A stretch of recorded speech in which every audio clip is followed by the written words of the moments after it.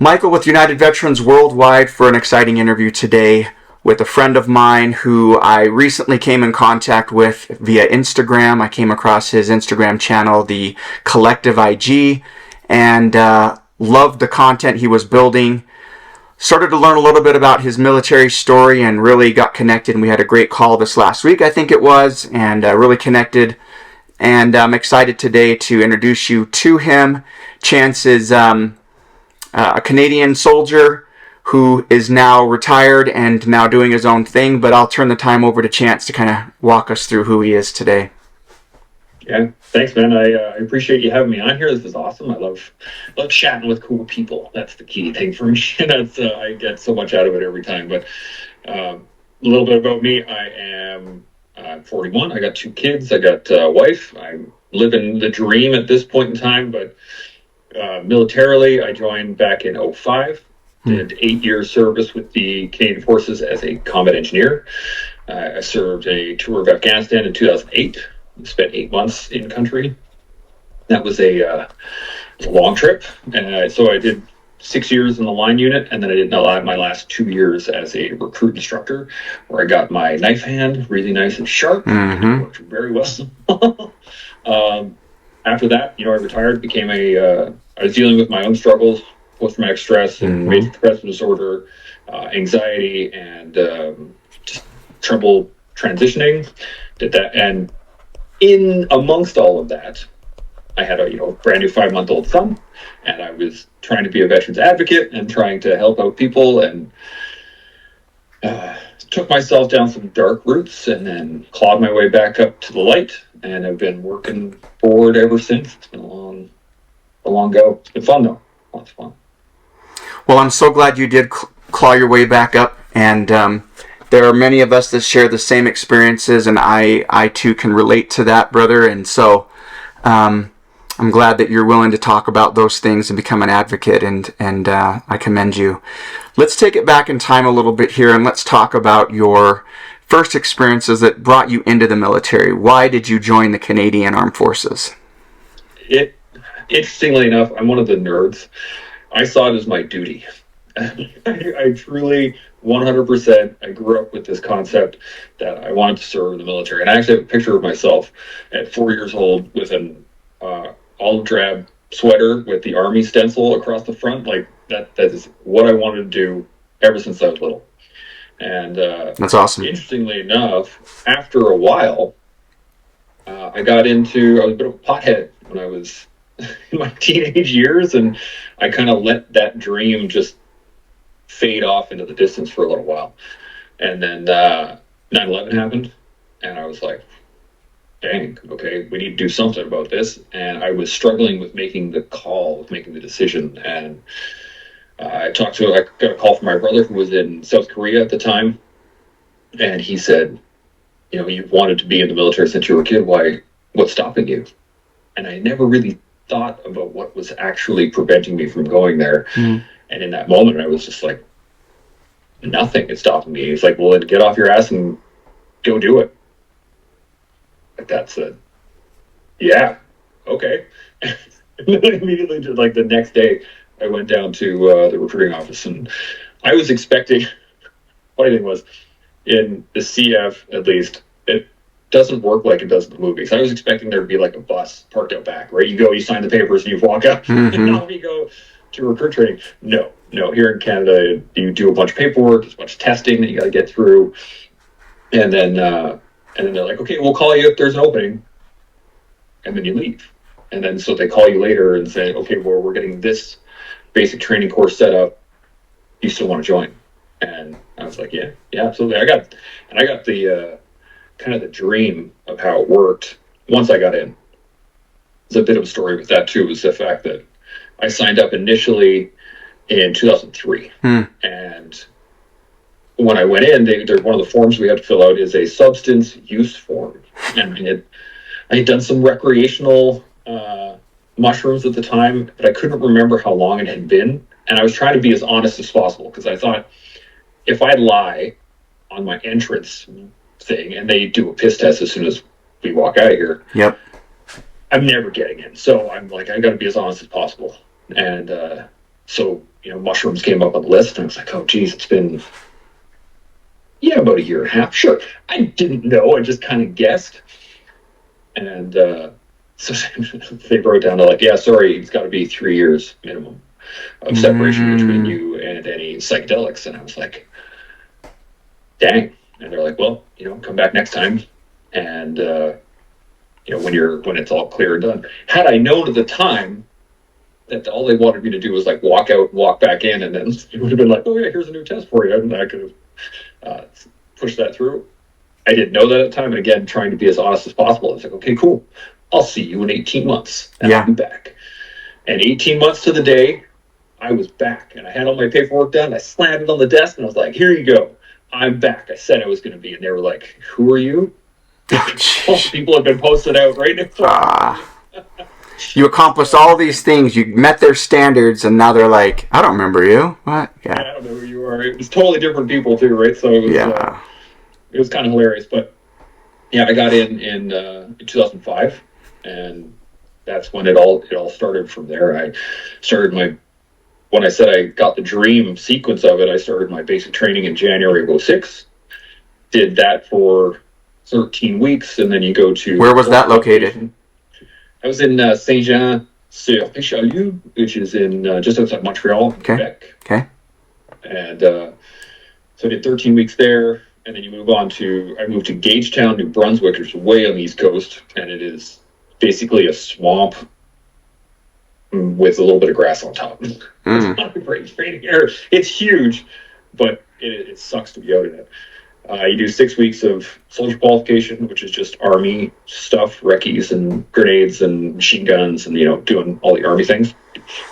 And then you go to your trades qualification, which for me was the engineer school, which is also in Gagetown, and that was 4 months. So I started in January, and I was fully trades qualified and in my unit by October in a year. And that is almost unheard of in the Canadian Forces. Usually it's a year and a half to 2 years worth of cycling between courses, right? Because rarely do the courses line up where you do your basic and then you do your SQ. You usually show up and then you wait there for a few weeks or a couple of months, and then you start your next course. And then again, you wait another couple of months, et cetera, et cetera. But I got lucky with the way it all linked up. So I was done, ready to go at my unit in October of 2006. I got stood up for tour in December of 2006, did all of 2007 as a workup training, and then I left February of 2008, and I got back again in October of 2008. Where'd you deploy to? We went to Kandahar. Spent most of my time in Panjwai throughout that whole area in the Horn. Did a lot of patrols. I was on QRF a lot for that tour, so I think 5 months out of the 8, I was doing QRF throughout that whole thing, and it was just constantly getting kicked out of your rack. It's like being an EMS, being a cop kind of thing, where you just like, gotta go, you're on, right? So we did that for quite a bit. And for the global audience, QRF is a quick reaction force, just to help define that. Sorry about that. Yeah. When I get talking with another military guy, it's just so easy. I know. The acronyms. Yep. Yeah, keep going. So we did, when I wasn't on QRF, when I wasn't doing that, we were doing mad pit demolitions or something like that. We'd go and pick up ordnance from somewhere somebody had found, or we'd be out patrolling with infantry, or we'd be building a new fob, or we'd be building a new outpost or whatever. And then kind of consistently moving. We never really stopped. We never had any time to kind of chill. It was, wake up, get to work. If you're not working, you're out in the bush. You're out doing whatever. And a lot of times, especially with the engineers, you're up front. You were the guy in front. And I remember my first operation when we got in was we had to go save some American Special Forces unit that was up in the north of Kandahar. And because we were all green, everyone's like, rare to go. We took the entire battle group. we rolled, I think it was 30 some odd vehicles. It was ridiculous. And we were out there with our metal sectors in front of the entire battle group looking for IEDs. And I had been in country for like 2 weeks, 2.5 weeks, something like that. And so it was like you're in the game now, boys. Let's go. And I actually found my first IED on that operation, and then kind of set the tone for the rest of the tour. But we got to blow up the front of an RG, which was awesome. No, pluses and minuses. You take what you can get. But it was quite the tour. So when you would find those IEDs, did you call in somebody else to come and detonate, or were you the guys who detonated them? Depends on the timing. That one in particular, we called the EOD crew up because we had them in the convoy. Yep. So the EOD came up, which here in Canada, EOD is just it's a specialized engineer. Yeah. So yeah, it makes sense. They come up. They get the information from us. They put a charge down like we could have. The only difference that they can do that we don't is that they can neutralize and pull. So they can actually break the explosive down, but they can shoot off the detonator or engage it in a way that can neutralize the explosive train. So that once it's deactivated, they can then take it out, and then they can get it for evidence, and they can take it to the dudes who do all the forensics and everything. Forensics, that was what I was looking for. Yeah. So they do all that stuff, and then usually from there on the map, you start to see little boxes that get marked out with red, and that's where the JTF2 guys are going to go head out in the next couple of weeks, and they're like, okay, well, you can see the progress, right? But some other days when it's just we got to move, you break out your C4 out of your backpack and set charges and go, and then once it blows up, carry on with the patrol, carry on with whatever you're doing. We detonated a few of them in that manner. I'm trying to think of, I think 3 or 4 we probably blew up through that tour. But like I said, most of the time I was on QRF, so a lot of it was vulnerable point searches, personnel searches. We were doing after actions. We're doing BDAs or battle damage assessments. So after a charge has gone off or after somebody else has hit an IED or something like that, then we go and deal with it. So that was a bit more, I'd say, emotionally taxing, because you're showing up after the fact. You can't really change what happens. And there were a number of incidences that were highly unpleasant, multiple dead, stuff everywhere. It's a challenging thing to walk up on and then search through, because you also got to look for secondaries. You got to look for, maybe there's other IDs, maybe there's more, blah, blah, blah. So it took me many a year to come to terms with all that. And that's part of the process, though, I think. Yeah. More than anything. Chance, you mentioned 2 things that I want to touch on real quick. And one of them is you talk about this quick reaction force duty that you guys assumed to respond to anybody who's in a crisis situation. You guys are the ones who are following on to fight or to clean up.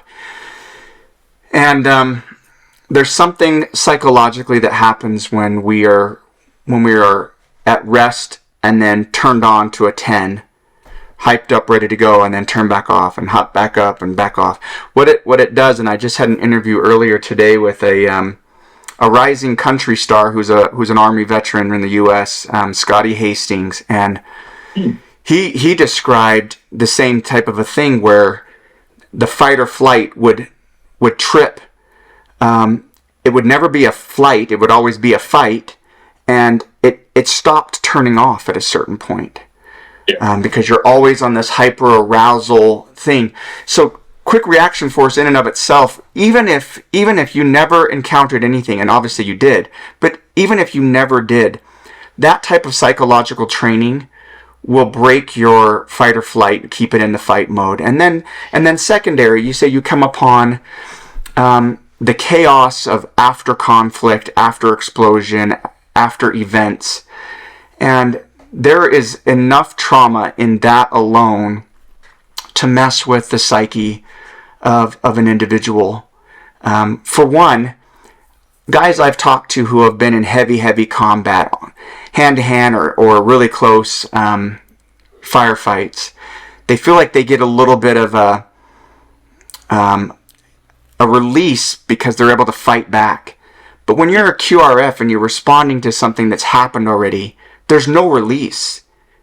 You just keep that pent-up tension and you handle the situation, and then you go back to a resting situation again, right?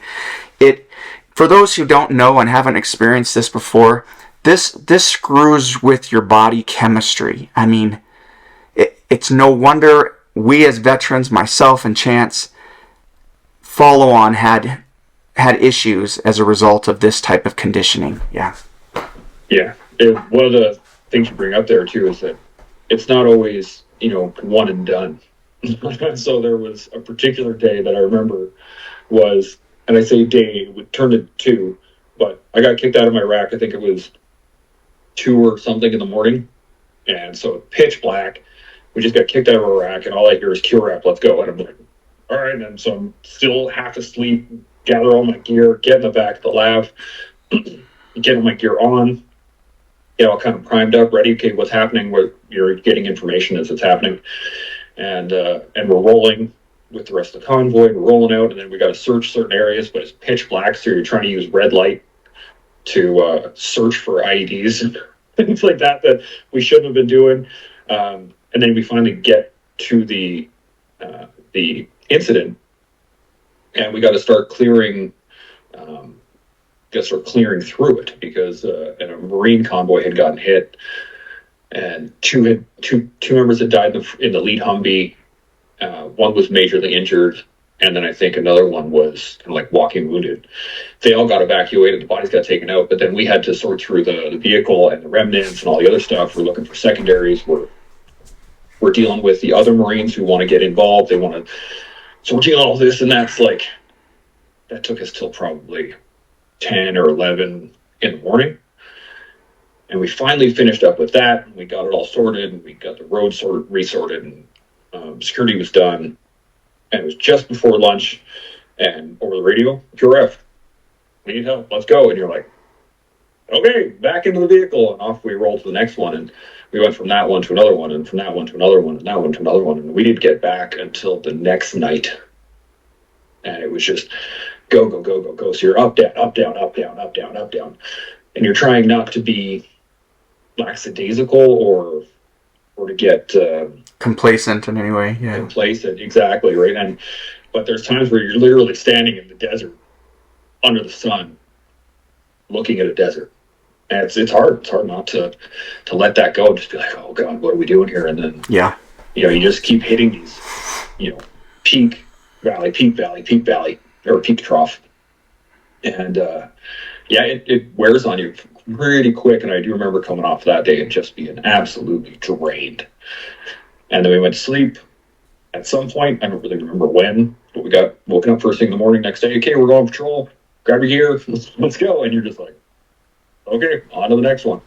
So we don't really ever get a chance to process, at least a little bit. It was a challenging tour. And the other this is part of the other issue on top of that was the guys that trained us when I was doing my workup in 2007 for Afghanistan. Those guys had just come back from Operation Medusa, which was in 2006. There was like constant running gunfights when the Canadians first moved down into Kandahar. Special forces, U.S. Special Forces were helping take Massingar and Spurwingar and all the major bases that we had. It was a massive battle for months throughout the fighting season. Those were the guys who were training us. So we got taught, be ready for gunfights. Constantly have tons of ammo, be ready for it, because this is what you guys could be getting into. And when we showed up, by that point in time, the Taliban had realized, and the insurgents had realized that if they stood up to us and into a gunfight, they were going to lose every time, and they were going to lose badly. So they stopped, and they started putting IEDs in. So you have guys who were ready for the gunfight. I mean, I was carrying for my C9, which is it's a Canadian version of the 249, the SAW. Mm-hmm. And so carrying that, and I had 1,200 rounds. Just and anybody that's carried that knows that that's double a combat load.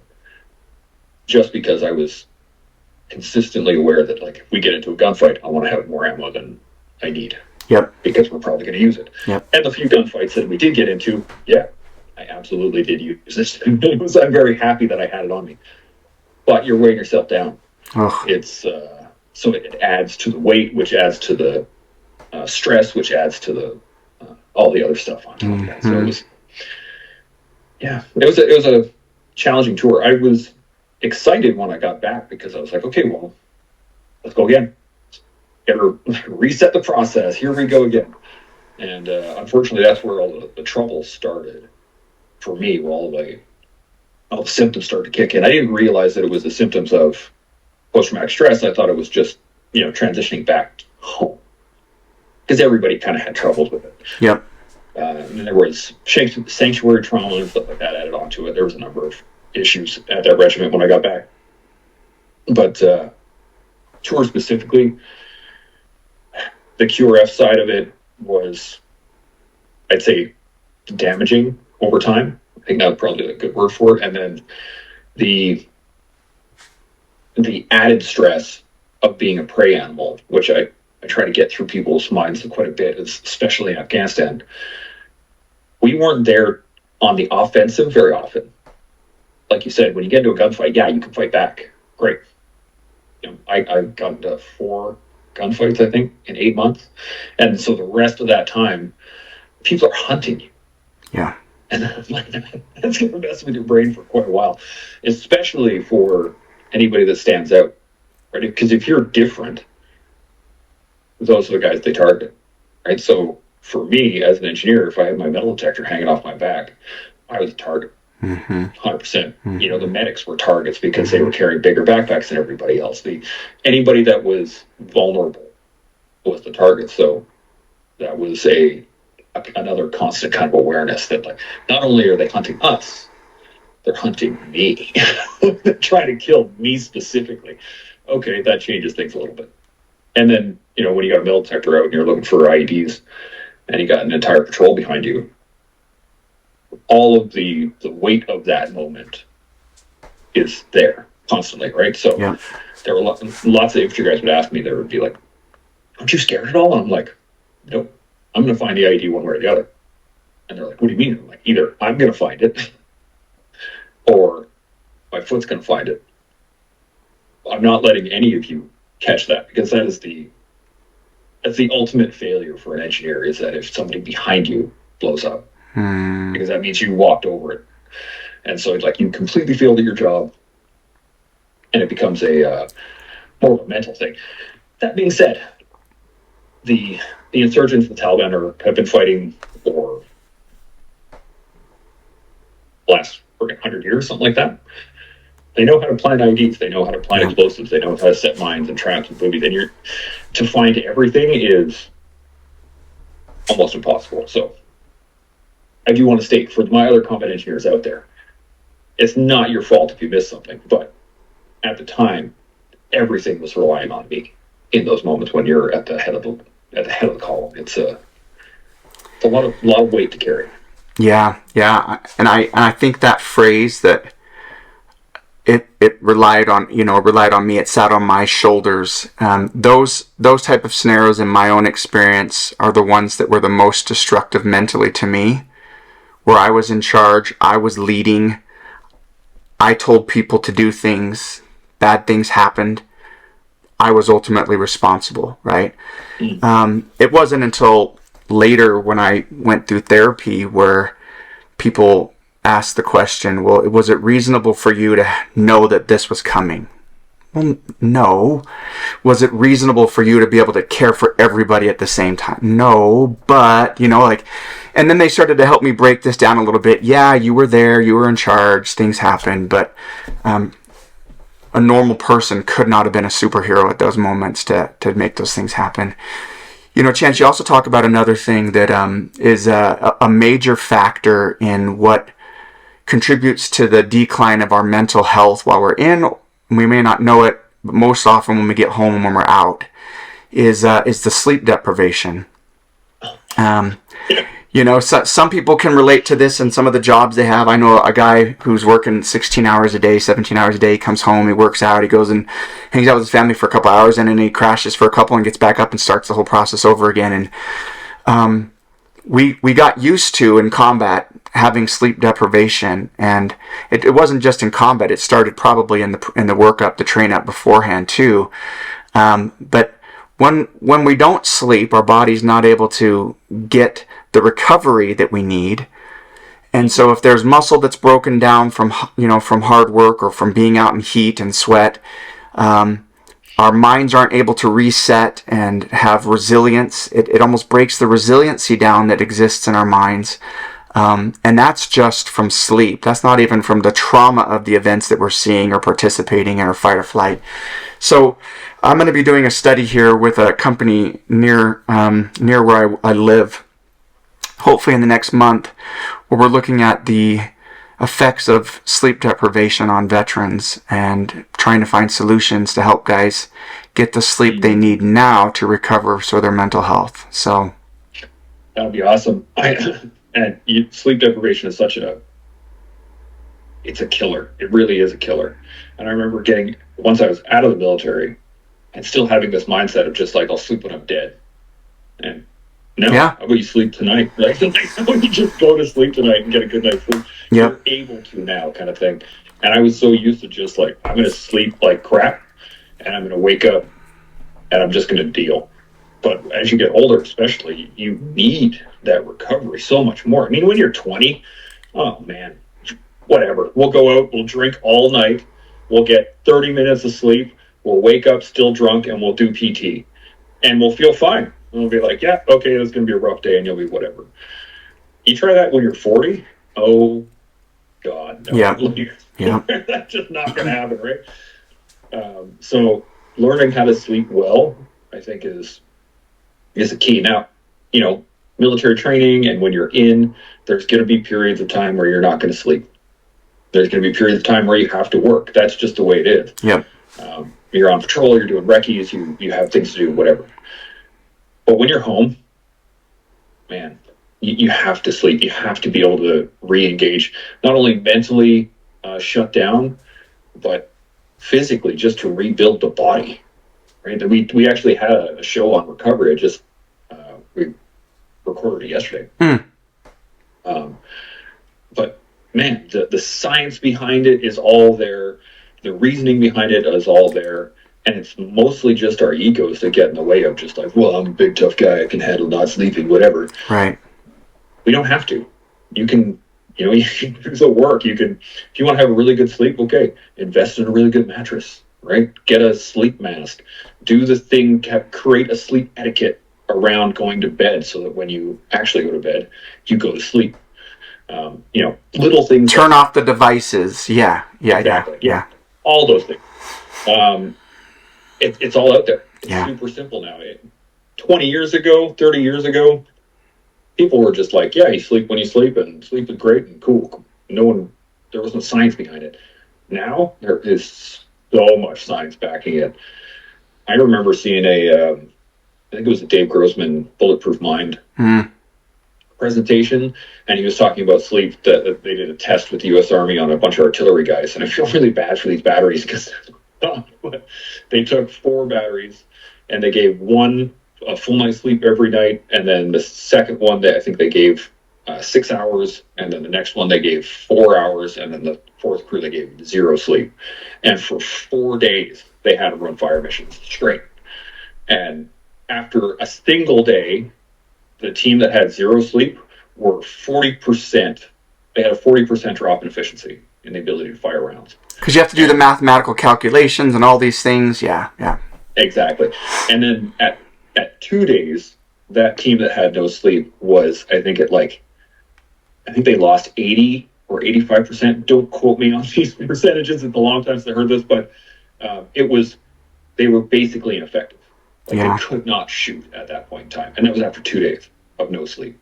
And then the other teams were, variations of it. But the amount of sleep that you got, that team that was getting full night's sleep, they were still efficient. Every day they'd wake up and they'd hammer their hits and they'd do all the math and they do all the things. But your cognitive load, your capacity to actually manage what's happening with your brain it's almost a cliff drop when you're lacking sleep.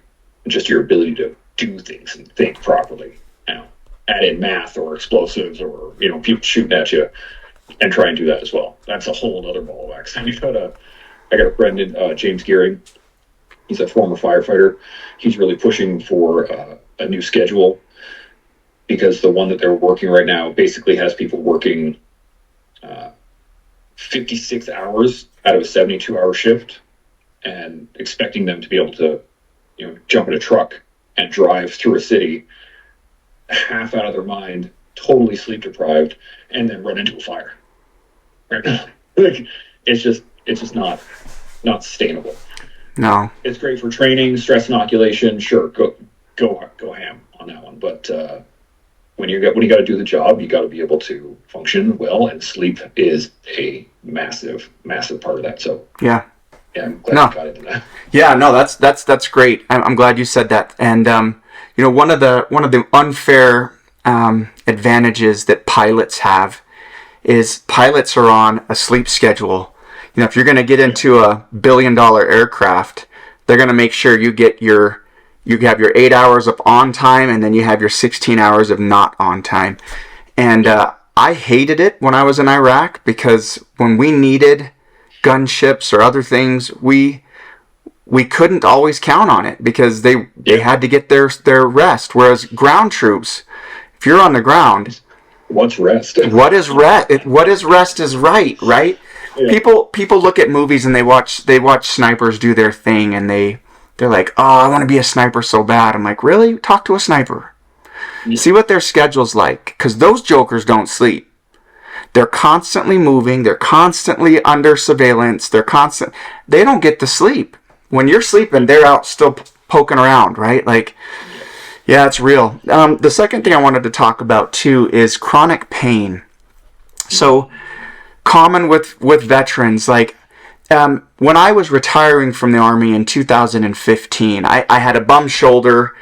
I'd suffered an explosion in Iraq. I'd airborne jumped in Ranger School and crushed my shoulder. All these events. But before they replaced it, I had multiple surgeries, and it was an invisible wound, because people wouldn't look at me and be like, oh, you're not all there, right? You don't have all your parts, whatever.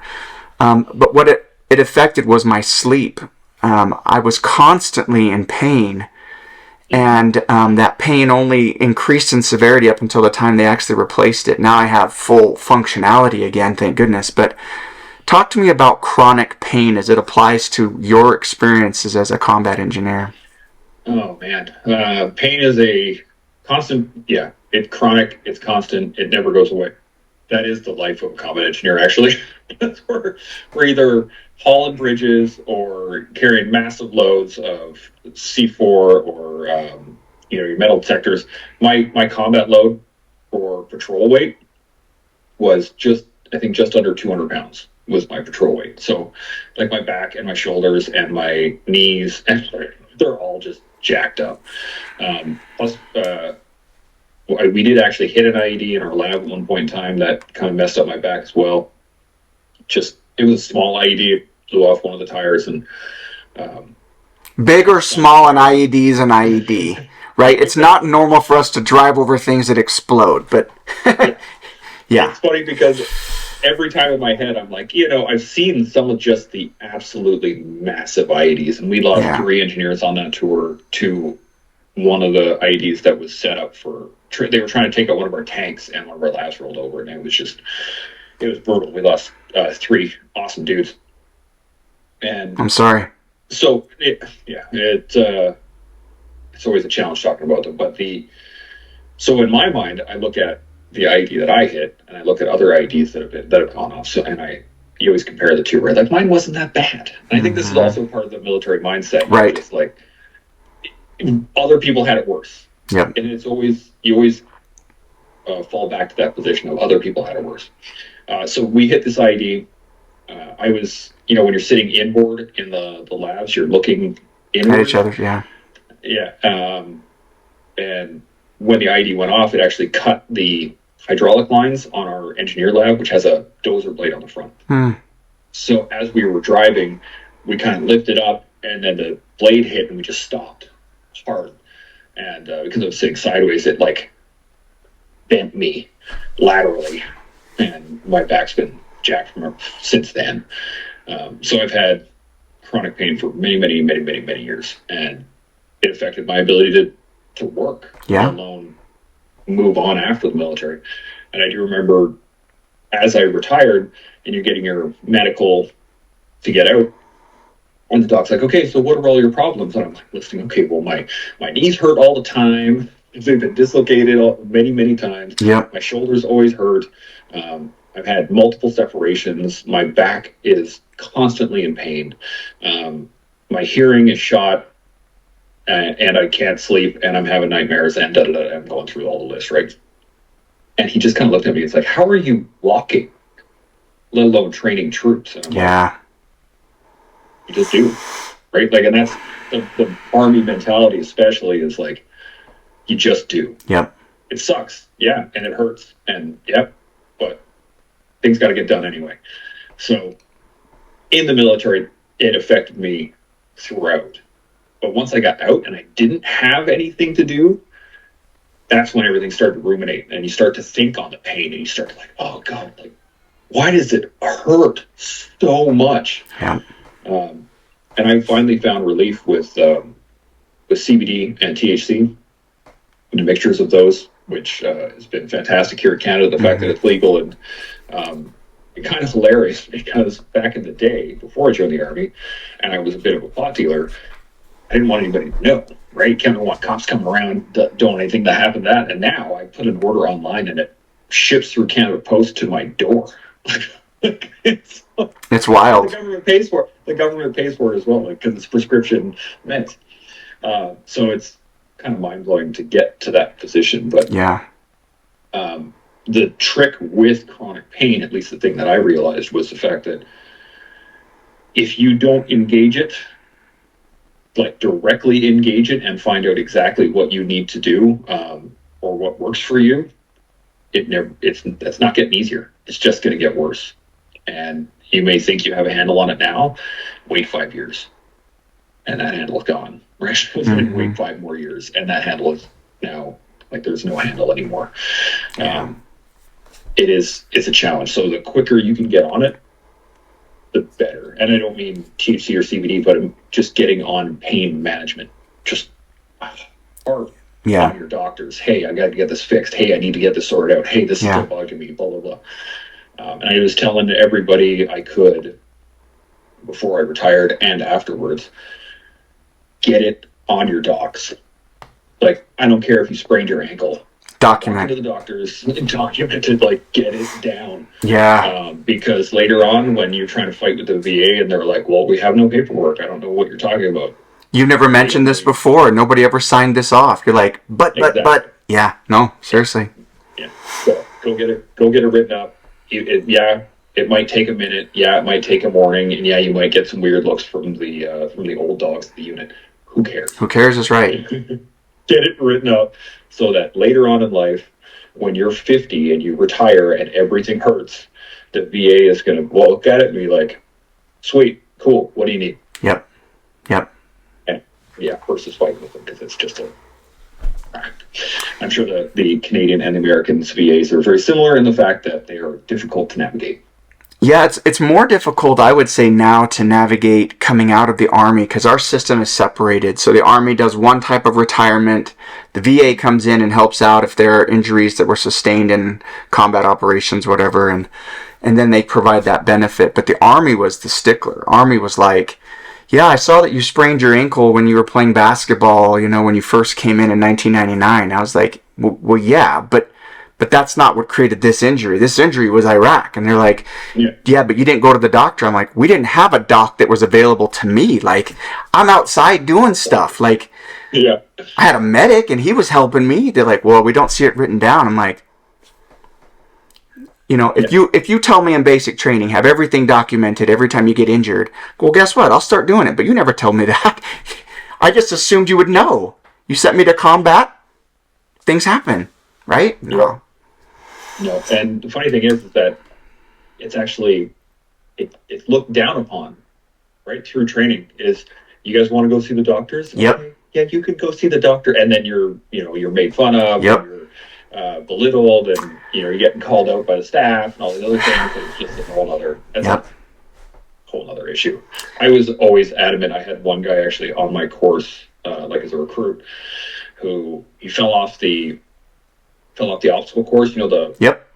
the rope that you got to climb up the wall and then go over top and come back down. He was at the top, swung his leg over, and just flat onto his back.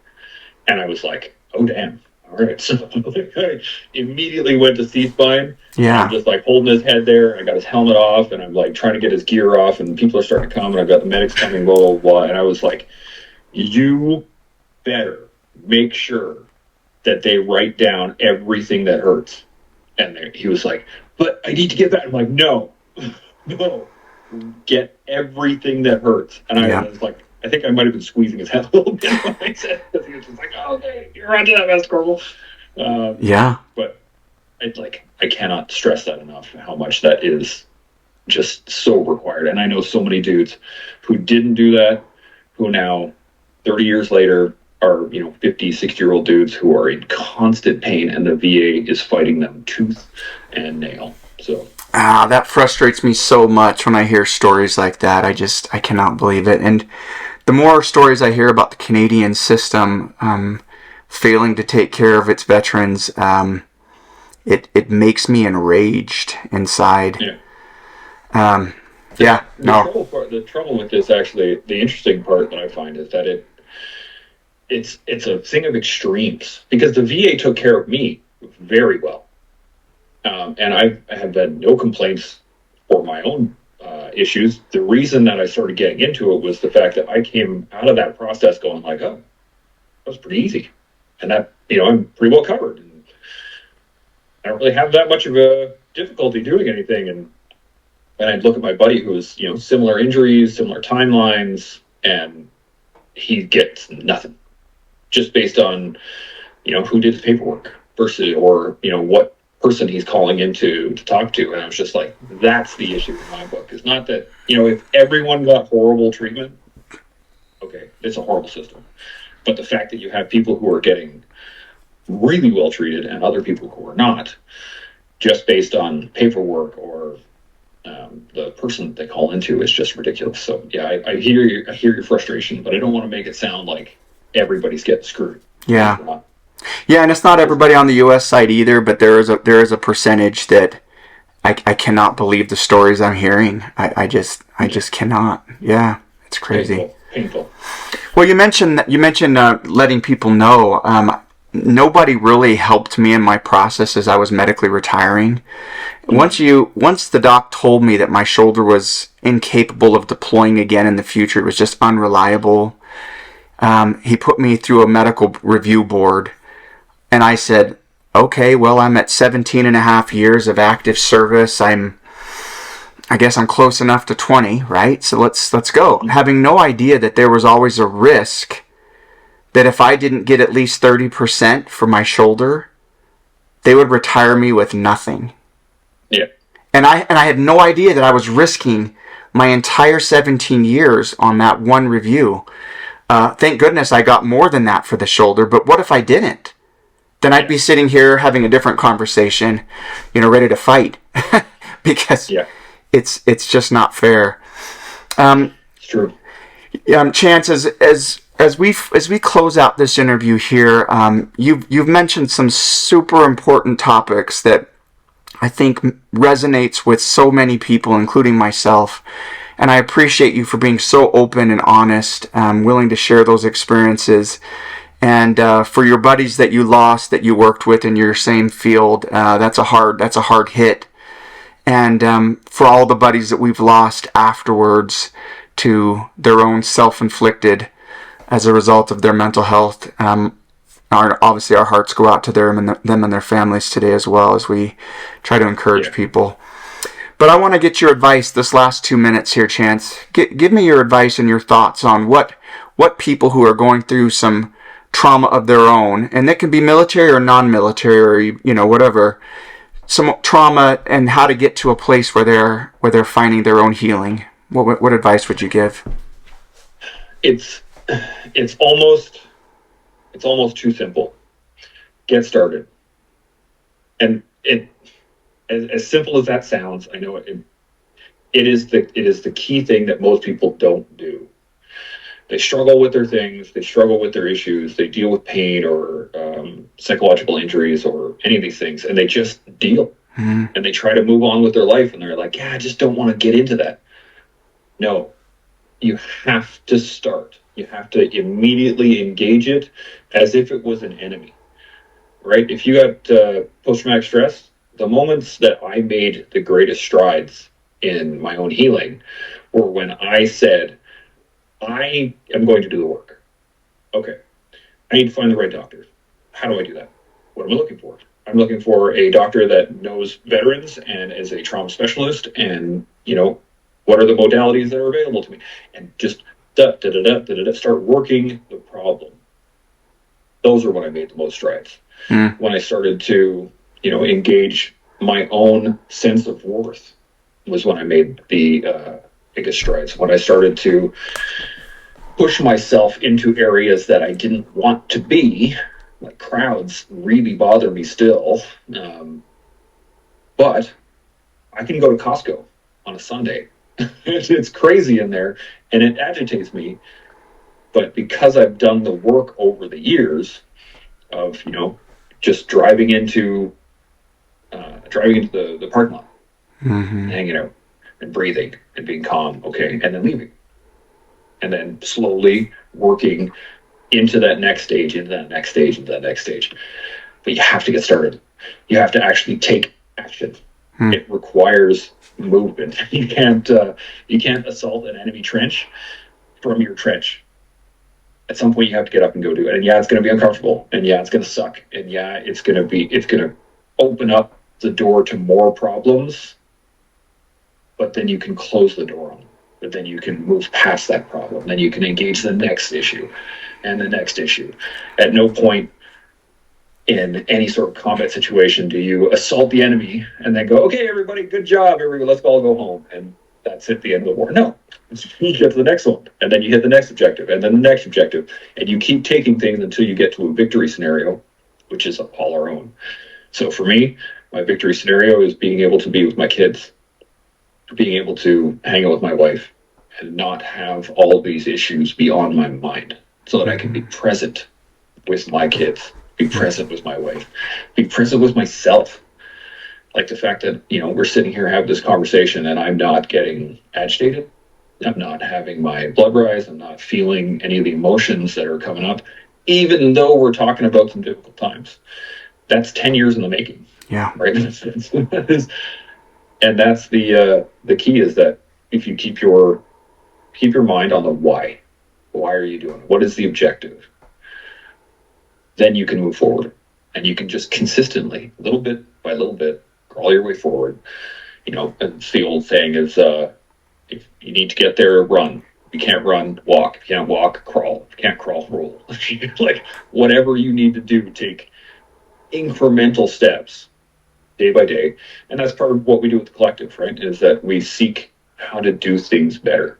How do we engage these things? I mean, yesterday, like I said, we talked about recovery and longevity. The day before, we talked about navigating the extreme. That was the show we did on Friday.